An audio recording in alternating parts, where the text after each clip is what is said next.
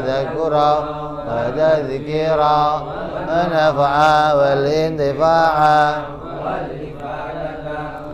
والاستفادة والإنسان تمسكي بكتاب الله وسنة رسول الله صلى الله عليه وسلم والدعاء إلى الهدى والدلالة على الخير ابتغاء مرضاته وقربه وثوابه وحسن الخاتمة مع اللطف والعافية وصلاح العاقبة. Bismillahirrahmanirrahim. Alhamdulillahirabbil alamin wa bihi nasta'inu ala umuri dunya waddin. Salatu wassalamu ala Rasulillah sayyidina wa habibina wa syafi'ina wa maulana Muhammadin sallallahu alaihi wa ala alihi wa sahbihi ajma'in. Amma ba'du, qala musanniful kitab Hadratus Syekh Hadratul Imam Syekh Salim Ibn Sumair Al-Hadrami Sumaila sahibu syarha Imam Nawawi bin Umar Al-Bantani rahimahullah wa ghafara lahu wa liwalidayhi wa nafa'ana bihima fid darain. Allahumma aftah qulubana futuhal arifin wa bi'idmatika wansul alaina birahmatika ya arhamar rahimin. Ila anqal. Kemarin sampai zakat.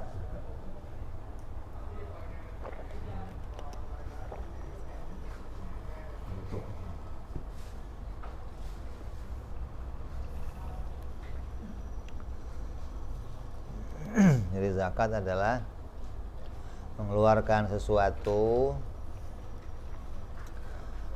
yang tertentu dengan cara yang tertentu pada waktu yang tertentu karena Allah, dan dikeluarkan untuk 8 orang yang kemarin sudah kita bicarakan. Maka ada tambahan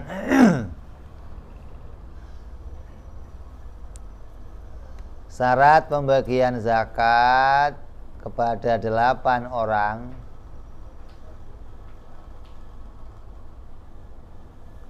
itu persyaratannya mereka semuanya harus orang yang merdeka, mereka beragama Islam,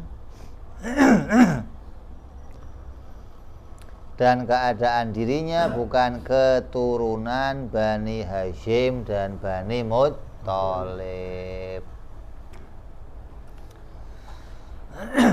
Dari yang 8 orang umpamanya fakir, miskin, Ibnu Sabil, Sabilillah, Gharim. Kok ada yang habaib, ada yang Bani Hashim atau Bani Muttalib, maka ya tidak berhak mendapatkan zakatnya. Sama kayak yatim piatu. Yatim itu nggak punya jatah zakat, nggak ada zakat untuk yatim piatu, nggak ada.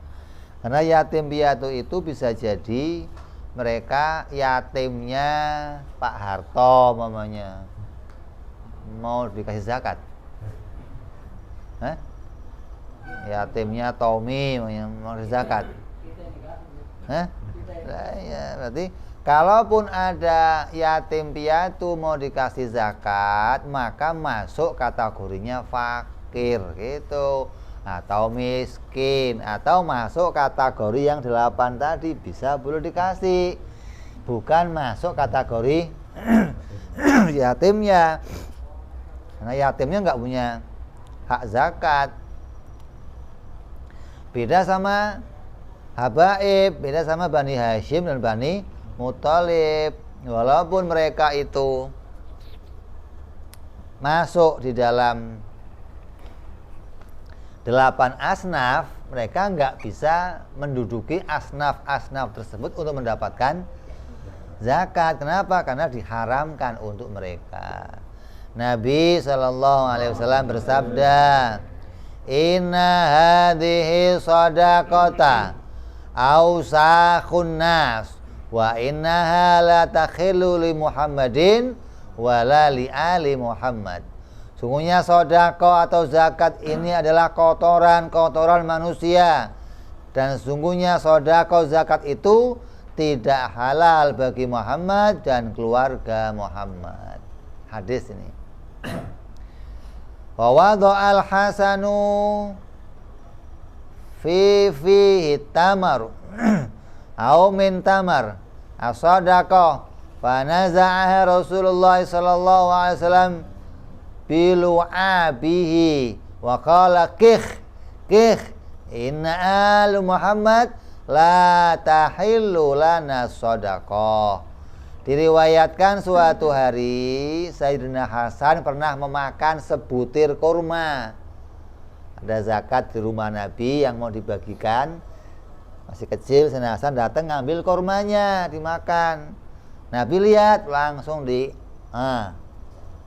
ambil kurmanya, buang. Kata Nabi, ludahkan. Ludahin. Sak ludahnya suruh buang semuanya. Tandanya tidak boleh, kata Nabi, Al Muhammad menerima zakat, makan dari uang zakat. Apa sih maknanya zakat itu kotoran manusia? Maknanya apa? Mau zakat kok kotoran? Ente saya kasih zakat mau suruh? Berarti kan bukan kotoran, dia aja mau. Ente saya kasih kotoran mau? Apa maksudnya zakat itu? Kotoran maksudnya. Zakat kotoran itu maksudnya wa ma'na ausakhun nas li'anna baqa'aha fil amwali yudni suha kama yudni suthawab al wasakh kama yudni suthawbal wasakh. Yang namanya kotoran manusia, zakat disebut adalah kotoran-kotoran. Itu maksudnya kalau kamu dapat duit kerja, waris atau yang lainnya, di dalam uang itu ada jatah zakat. Kalau jatah zakat itu enggak kamu keluarkan, maka namanya tercampur kotoran, gitu loh. Sama kayak seorang manusia yang bajunya kena kotoran, kena kena najis darah, maka harus dibuang. Makanya kalau kamu punya uang, punya harta, yang harta itu ada jatah zakatnya, maka segera keluarkan. Kalau enggak berarti kamu nyampur dengan kotoran, gitu loh. Jadi harta yang harus dikeluarkan kamu enggak keluarkan, dianggap sebagai kotoran. Kalau nyampur ke uang kamu, ya kotor semua uang kamu, gitu loh. Walaupun cuma 1 dirham nyampur ke uang yang halal, kotor semua itu yang halal. Makanya jangan sampai uang zakat tidak dikeluarkan. Bukan uang zakatnya kotor, bukan. Kalau ini kecampur sama uang kamu jadi kotoran. Bukan itu uang kotor. Nih gua mau ngeluarin barang kotor.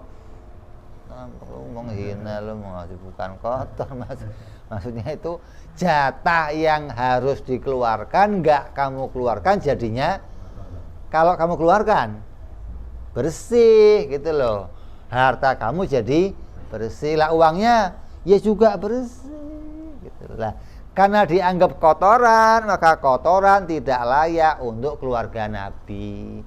Kotoran enggak layak bagi Nabi itu sendiri, itu maksudnya. Jadi kotoran itu digambarkan kalau enggak dikeluarkan akan jadi sebuah kotoran.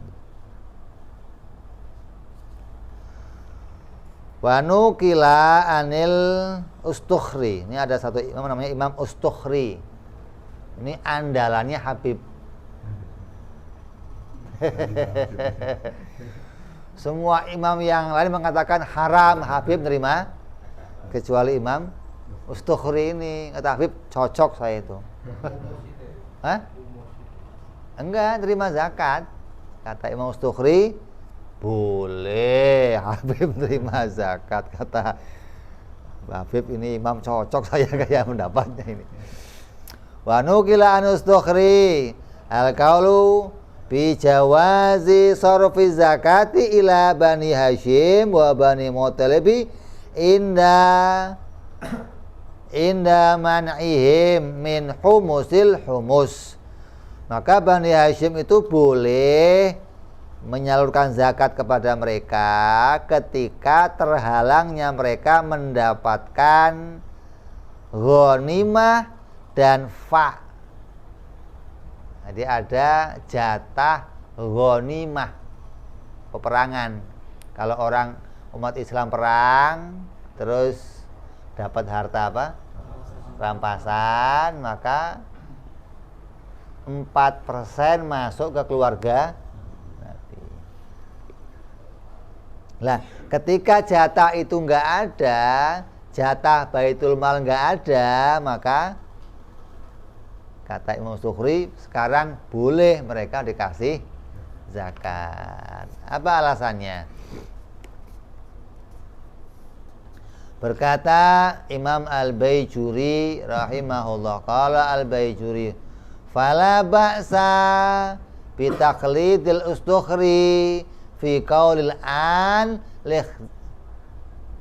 lihtiyajihim. Boleh pakai pendapat Imam Ustukhri ketika Bani Hashim dan Bani Muttalib itu membutuhkan. Imam Al-Fudhali ngomong lagi, wa kana Syekh Muhammad Al-Fadhali rahimahullah yumilu ila dzalika mahabbatan fihim nafa'anallahu bihim. Kata beliau apa?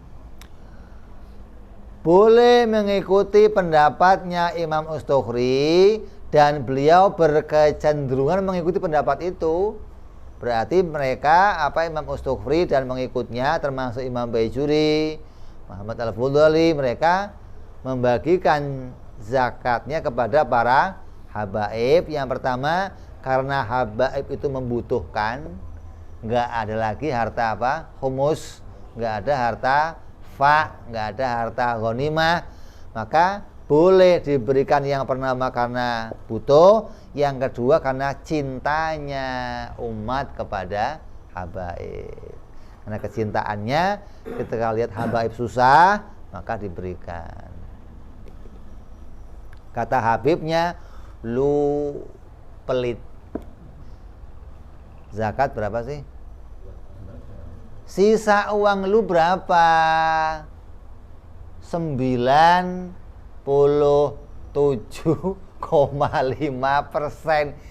Itu 97 mau dimakan semua, yang 2,5 mau dikasih Habib. Lah mbok ya itu 0,5%, 50% potong buat Habib. Lu mah maaf, lu ngomongnya cinta 2,5%, gimana sih? Hah?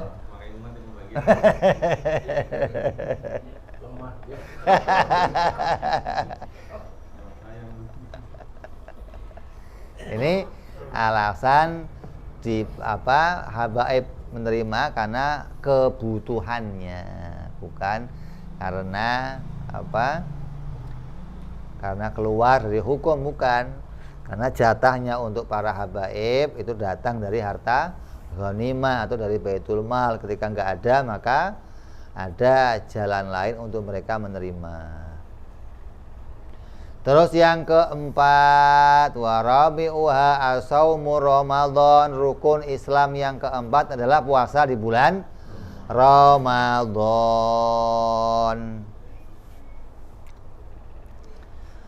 Puasa Ramadan itu bagian dari rukun Islam. Apa rukunnya, apa syaratnya, nanti kita bicarakan belakangan. Sekarang kita mau kenal apa itu puasa Ramadan. Puasa Ramadan adalah salah satu ibadah yang diperintahkan oleh Allah. Menahan makan, menahan minum dari beduk subuh sampai beduk maghrib. Wa furidha fi Sya'ban.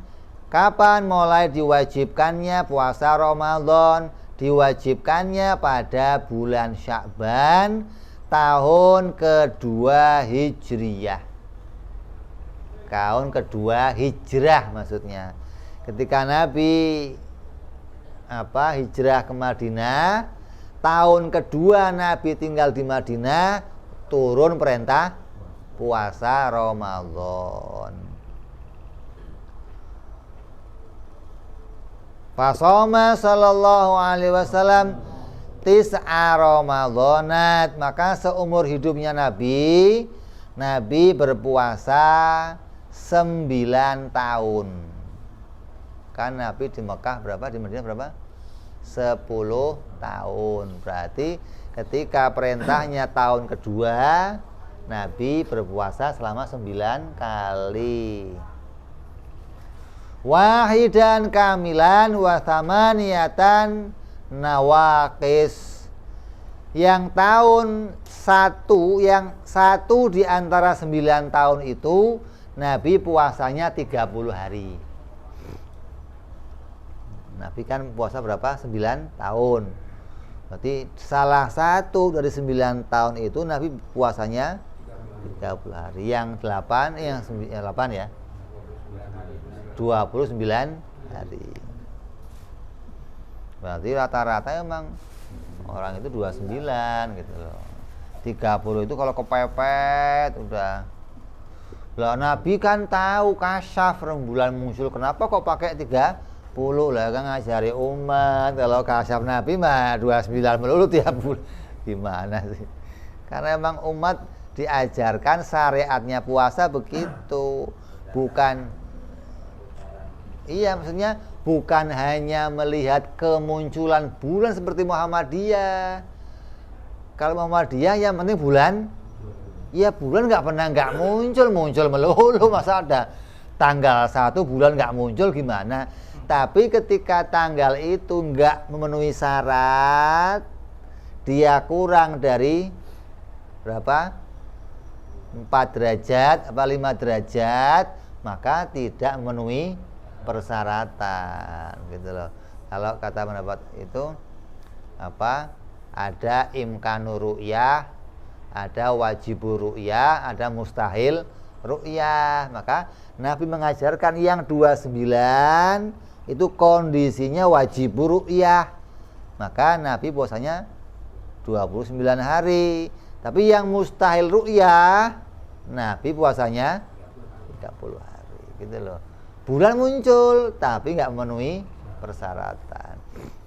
Jadi syaratnya untuk bisa dilihat itu ada persyaratan. Ini pendapatnya Ahlus Sunnah wal Jamaah.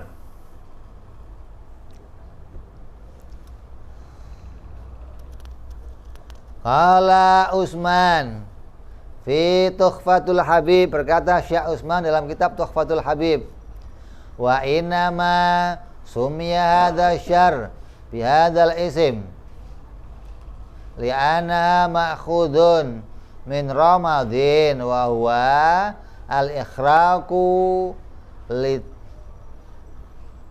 ramdhi dzunubi fihi ay ikhraqiha. Dikatakan bulan tersebut itu Ramadan itu karena diambil dari kata ramad yang artinya penghapusan, yaitu pembakaran, karena dibakarnya semua dosa-dosa pada bulan tersebut.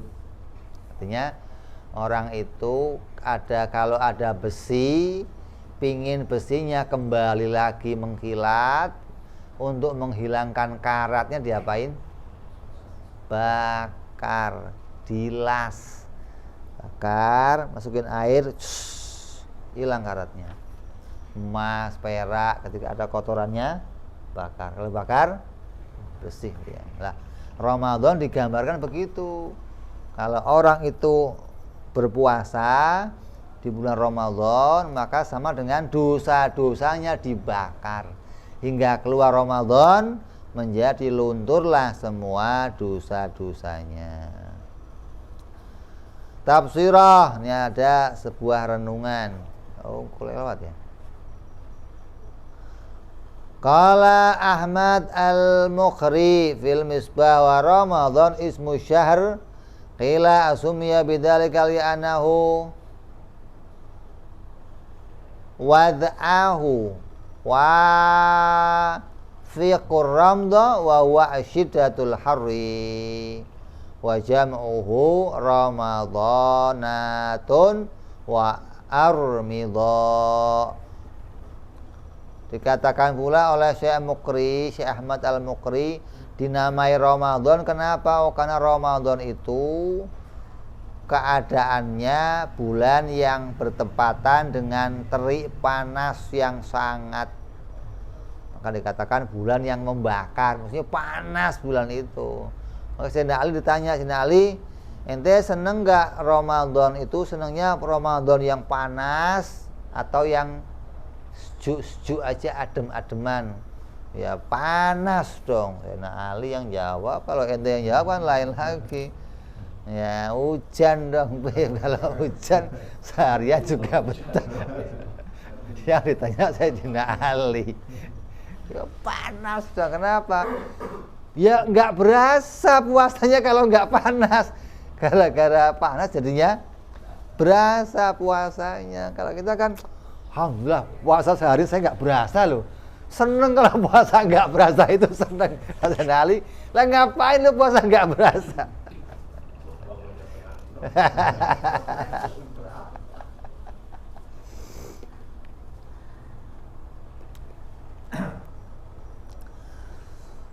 Qala Ahmadu al-Fashani faqad qila asaumu umumun wa hususun wa hususul husus.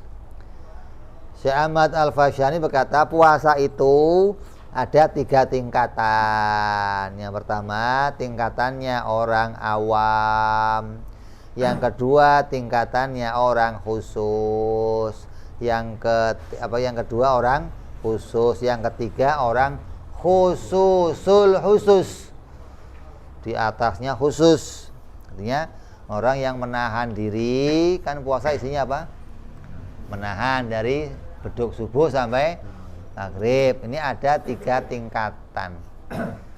Yang pertama, fal umumu kaful batni wa farji an qada'i syahwat. Yang pertama, puasa secara umum atau puasanya orang awam adalah menahan masuknya sesuatu ke dalam mulut dan kelamin.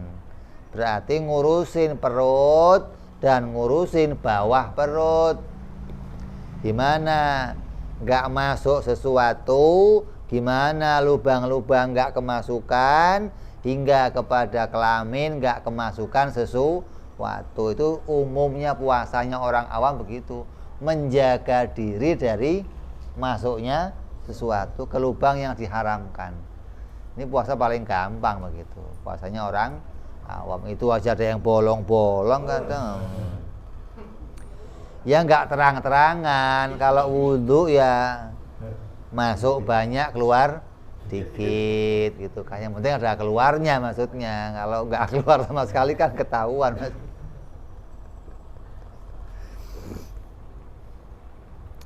Itu puasanya orang awam, orang umum. Orang banyaknya orang Islam begitu puasanya. Ada puasanya orang khusus.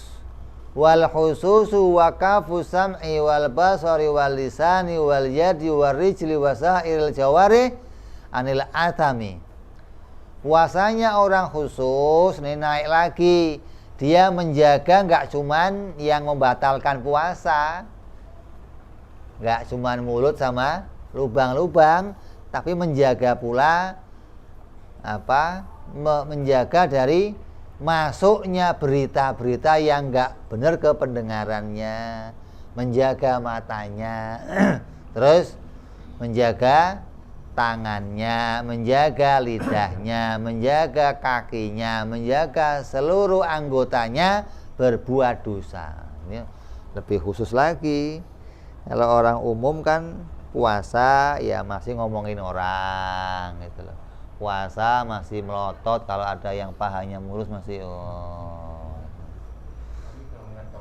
nah itu makanya kutilang darah, toge pasar. Ini kalau sudah ketemu yang begitu-begitu masih melotot, maksudnya itu puasanya kita. Kalau sudah naik dikit, asal ketemu duduk dia. Ada orang ngomongin orang, tutupin. Begitu sudah mulai. Yang dijaga nggak cuman yang membatalkan puasa, tapi pahalanya puasa dijaga. Jangan sampai dapatnya lapar dan haus, tapi pengen dapat pahala puasa. Yang ketiga lebih khusus lagi nih, khusus apa itu? Sarful qalbi anil himami dani'ati wa kafuhu amma siwallahi bikulliyah.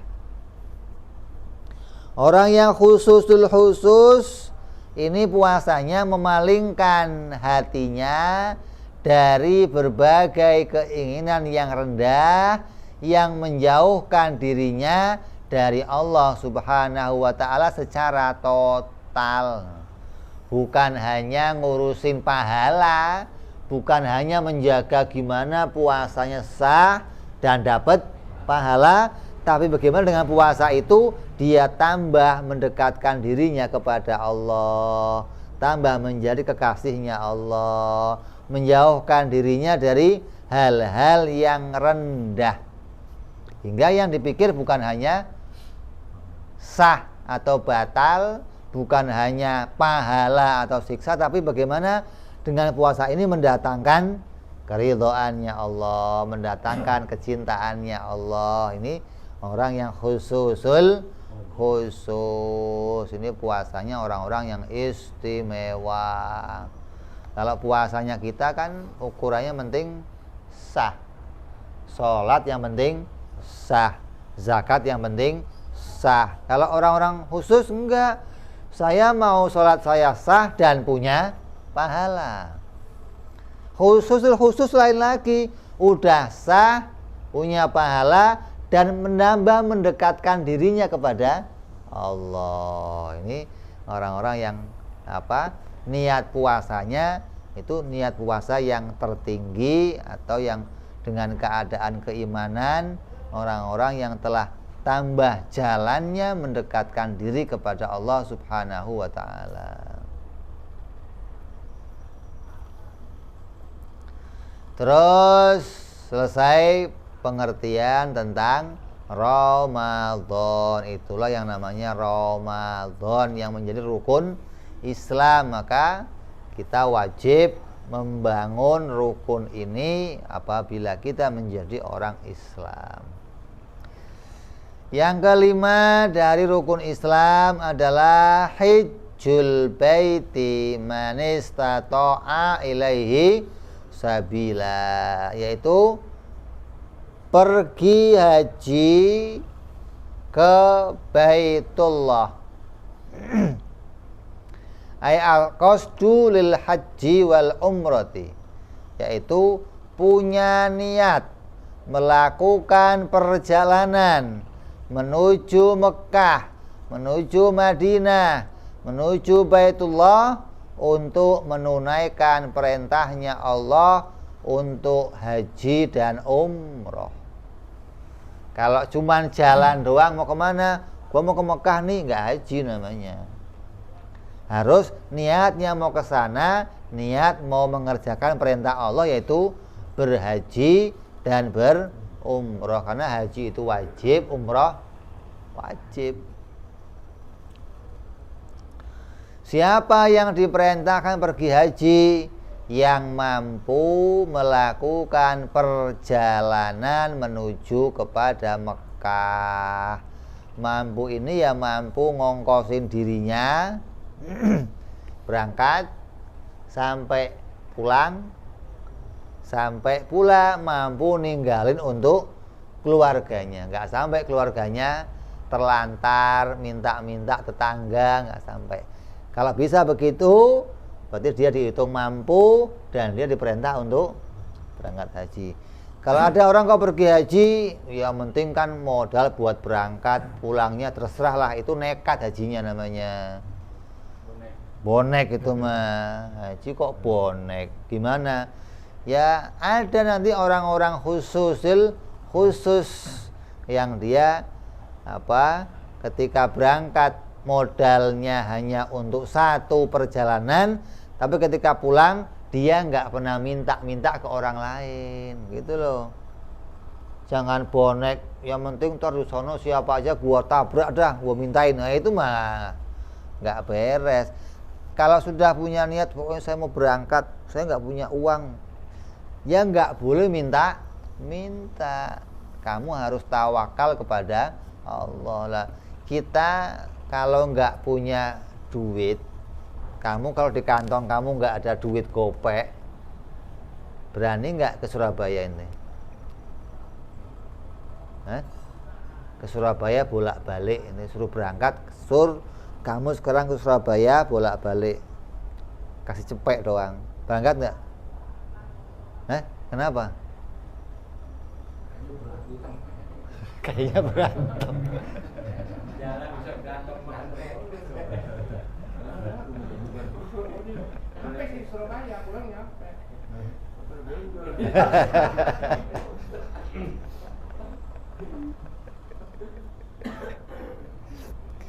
Karena kita ngandalinnya obat merah tadi.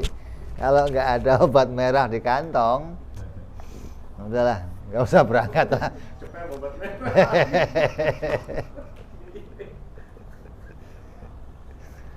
Nah kalau mereka kan nggak, orang-orang khusus ini yang diandalkan adalah Allah Subhanahu wa ta'ala, walaupun dia punya harta yang banyak tetap mengandalkan pertolongan Allah. Makanya diperintahkan haji orang yang secara zahir punya ongkos untuk ngongkosin dirinya berangkat sampai pulang dan juga keluarganya, anaknya, bininya. Jangan sampai bapaknya berangkat punya uang, pulang punya uang, anaknya minta, Pak saya nggak ditinggalin bapak, minta. Nggak boleh, haram.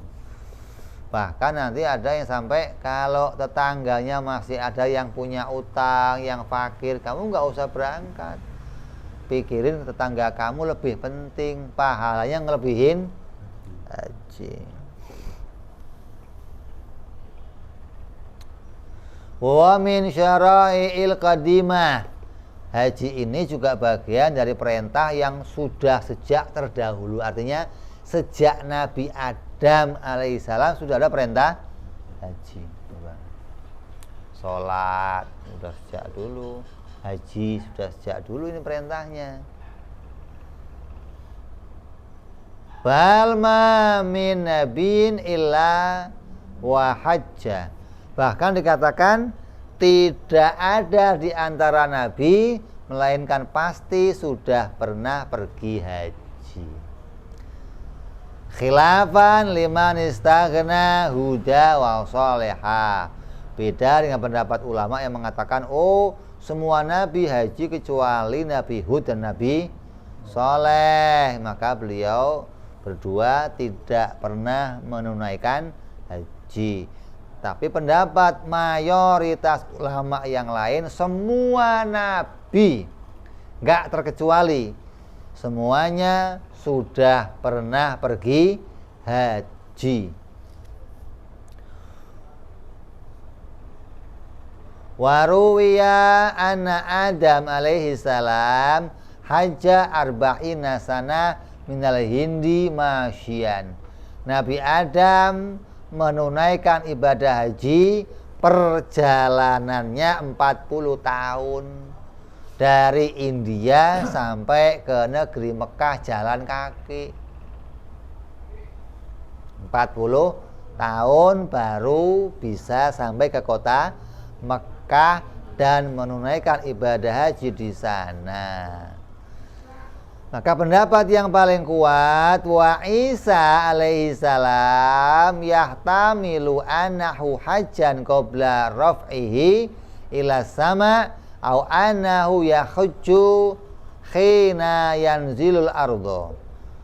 Ada pendapat lagi, Nabi Isa itu juga sudah haji hajinya sebelum diangkat ke langit, tapi nggak ada berita Nabi Isa pernah pergi ke Mekah, pernah ziarah ke makamnya Nabi, nggak ada.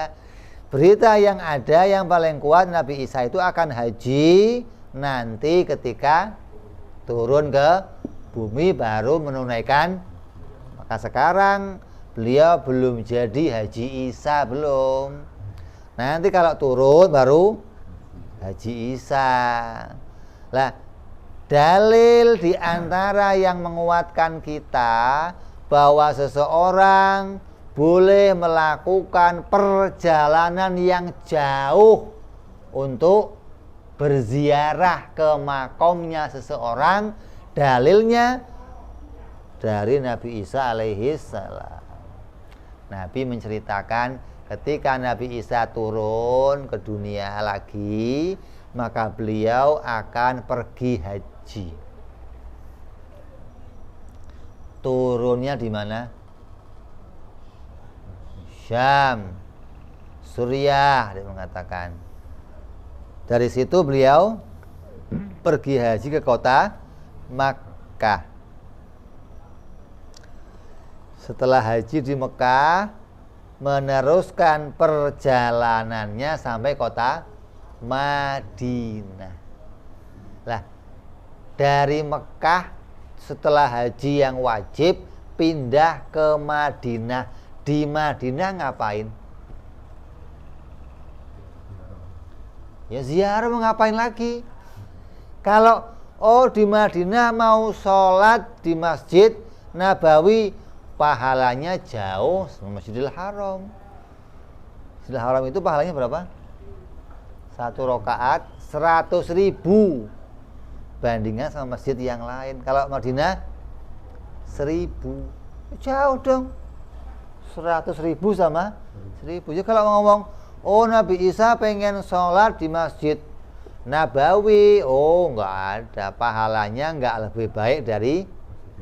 Nah, terus ngapain Nabi Isa ke sono? Mau ziarah ke makomnya Nabi Muhammad Sallallahu Alaihi Wasallam. Maka Nabi ceritakan, kemudian Nabi Isa mendatangiku di Madinah dan belajar tentang agama Islam bersama Nabi.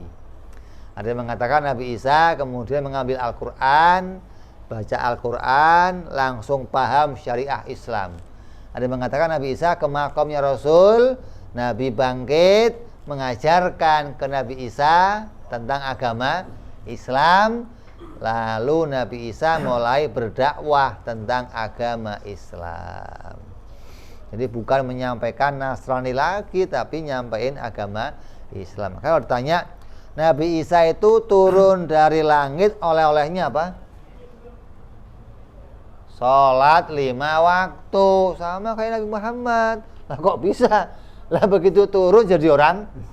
Nanti begitu turun langsung mengajarkan syariah Nabi Muhammad yang isinya apa? Perintah sholat, perintah puasa, perintah haji. Ini oleh-oleh Nabi Isa dari sidra, dari langit yang dia diangkat oleh Allah. Wa fil khabar man qadha nuskahu wa sallama nasa min yadihi wa lisanihi ghufira lahu ma taqaddama min dambihi wa ma ta'akhkhar wa infaqu dirham al wahidi fi dzalika yu'dilu alfa fiha siwahu rawahu at-Tirmidzi. Diriwayatkan dalam hadisnya Rasul, siapa saja yang pergi haji dan manusia selamat dari tangannya dan lisannya, maka niscaya dia diampuni baginya segala sesuatu yang terdahulu dari dosa-dosanya, dan diterima hajinya jadi haji mabrur. Pergi haji terus nggak pernah nyakitin manusia, nggak pernah nyakitin tetangga, nggak pernah nyakitin orang, terus orang mendapat manfaat dari dia, maka tandanya hajinya diterima oleh Allah Subhanahu wa ta'ala.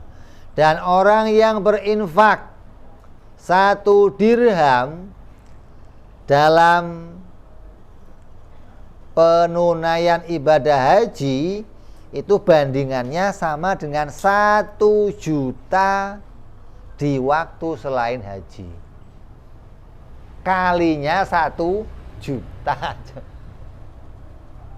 Jadi kalau kamu sedekah 100 rupiah di luar bulan haji atau waktu enggak haji, ya dapatnya ada 70 kali lipat, ada yang 100 kali lipat. Kalau kamu pas haji nyumbang 100 rupiah, berapa? Dikalinya 1 juta. Ini pahala yang Allah berikan bagi orang yang mau pergi haji. Wa warada fil khabar anal baital harama yahujju kulla amin sab'una alfan minal bashar. Dalam hadis sungguhnya Baitul Haram akan berhaji ke sana setiap tahun 70.000 orang. Sekarang berapa yang haji? Enggak, biasanya berapa yang haji? Jutaan. Yang diundang berapa? 70.000. Wa idza naqasu andalika atammahumullahu azza wa jalla minal malaikat. Kalau yang datang itu kebetulan kurang dari 70.000, maka Allah perintahkan malaikat untuk menutupinya hingga pas 70.000. Jadi kamu tawaf, sa'i, jumroh bareng sama malaikat yang memenuhi 70.000 tadi. Lah kalau kelebihan kayak sekarang yang hadir ratusan ribu, jutaan.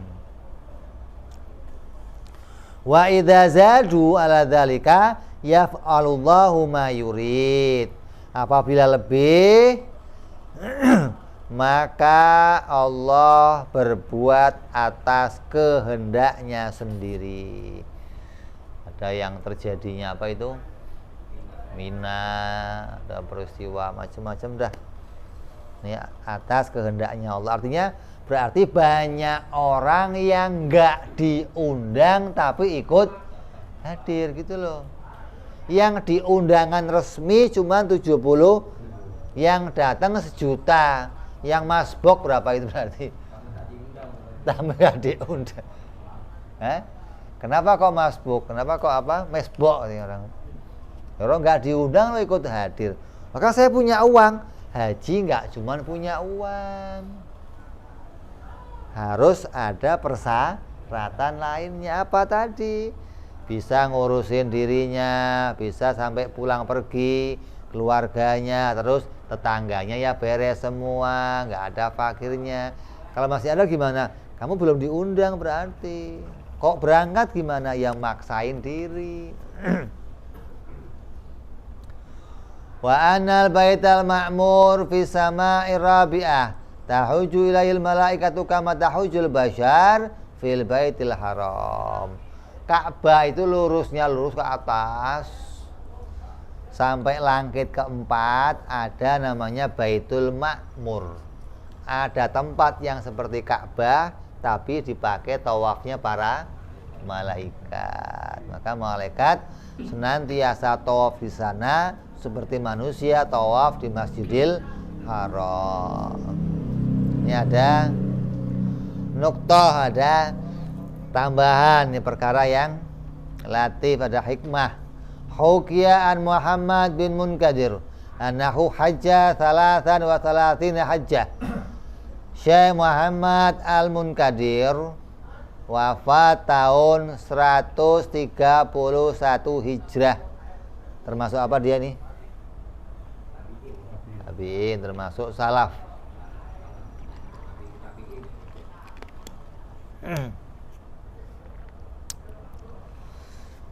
Bahwa beliau telah pergi haji sebanyak 33 kali.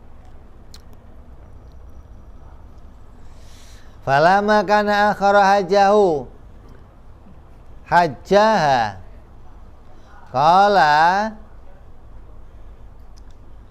wa huwa bi Arafatin. Maka ketika beliau haji yang terakhir, ketika dia berada di Arafah, beliau berdoa kepada Allah, Allahumma innaka ta'lamu innani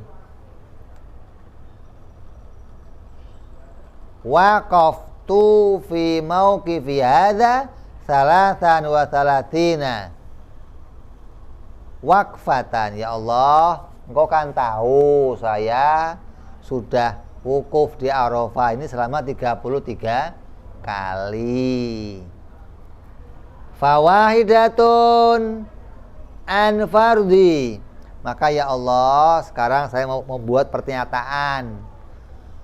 Dari 33 itu satu ya Allah, saya untuk memenuhi kewajiban yang Kau perintahkan. Wathaniyah, yang kedua ya Allah, an abi, untuk orang tuaku. Hajiku yang kedua pahalanya untuk orang tuaku. Wathalitha an ummi, yang ketiga ya Allah untuk ibuku. Berarti 33, yang 3 dibagi dia bapaknya, sisa berapa? 30. Wa asyhaduka ya Allah, dan aku bersaksi di hadapanmu ya Allah, Ani qad wahabtu 30, aku telah menghibahkan hajiku yang 30 liman wafaqa mauqifi hadza wa lam tataqabbal minhu. Aku berikan yang haji yang 30 itu untuk siapa saja yang mau wukuf di sini dan dia tidak diterima wukufnya oleh Allah Subhanahu wa ta'ala, maka aku berikan wukufku untuk dia ya Allah. Jadi dia mau sedekah, wukufnya bagi orang-orang yang ketika dia wukuf atau haji, hajinya tidak diterima oleh Allah. Falamma dafa'a an rahila, dan tatkala beliau bertolak, yakni berangkat meninggalkan Arafah, min Arafah nudia, maka dia mendengar suara berseru untuk dia, ya Ibnu Munkadir, Ibnu Munkadir, atatakarramu ala man khalaqal karam, apa ente itu mau sedekah, mau berderma sama yang menciptakan derma? Ente mau berbuat baik sama yang punya kebaikan. Kamu nggak salah Munkadir ngomong pingin ngasih haji saya untuk orang-orang yang hajinya nggak diterima. Apa ini nggak salah ngomong itu Munkadir, kata.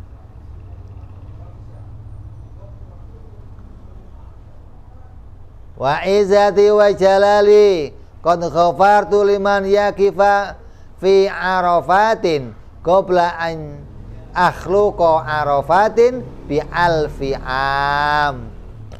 Munkadir, saya ini zat yang maha pemurah, maha mulia, maha dermawan, maka saya telah mengampuni siapa saja orangnya yang wukuf di Arafah ini sebelum saya ciptakan Arafah 1000 tahun sebelumnya. Artinya apa? Di ilmunya Allah yang qadim, di ilmunya Allah yang azali, Allah mengetahui siapa saja yang akan diundang untuk datang ke Arafah. Dan Allah mengampuni dosanya mereka yang diundang ke Arafah sebelum mereka pergi ke Arafah. Ente nggak usah ngusulin apa-apa Munkadir. Udah buat kamu aja itu. Artinya Allah mengingatkan bahwa pengampunan dosa itu adalah atas kehendak Allah, atas ketentuan Allah, bukan terus tadinya dia mah nggak dapat ampunan karena saya jadi dapat ampunan. Nggak ada begitu, nggak ada. Jadi Allah mengampuni dosa mereka yang pergi haji, yang hajinya diundang oleh Allah Subhanahu wa ta'ala.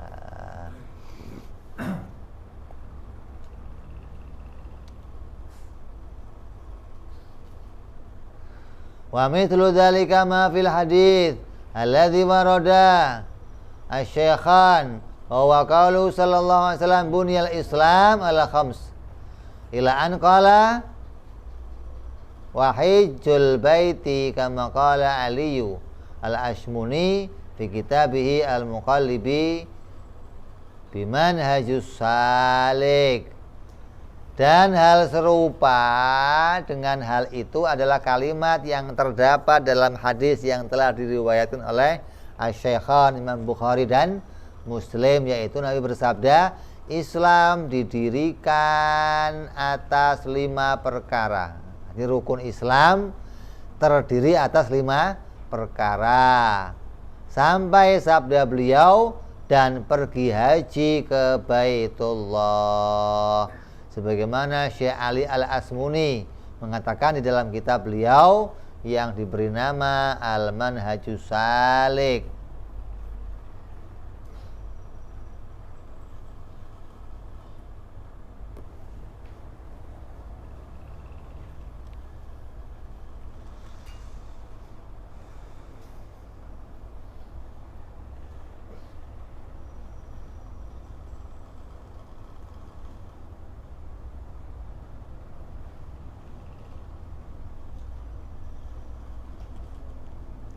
Ini perkara yang berkaitan sama pengertian haji. Dan apa yang bisa kita ketahui tentang makna-makna haji secara ringkas. Ini bab pertama, yaitu tentang rukun Islam. Yang pertama syahadat, yang kedua salat, yang ketiga zakat, yang keempat puasa Ramadan, yang kelima pergi haji. Insyaallah kita akan sambung pasal yang berikutnya yang menjelaskan tentang masalah iman, insyaallah. Wallahu a'lam bishawab. Ila hadratin Nabi. Al-Fatihah. A'udzubillahi minasyaitonir rajim. Bismillahirrahmanirrahim. Alhamdulillahi rabbil alamin arrahmanir rahim maliki yaumiddin iyyaka na'budu wa iyyaka nasta'in ihdinas siratal mustaqim siratal ladzina an'amta 'alaihim ghairil maghdubi 'alaihim waladdallin amin. Ya Rabbana qarabna ya naqtarabna wa anana asrabna 'ala ladha فتوب علينا توبة تغسل كل عقبة وطولنا عوراتي وأمن روعتي واغفر لوالدينا والآل والإخوان وسائر الإخوان وكل ذي محبة جيرتنا وصحبة المسلمين أجمعين ربي فضلا وجودا منان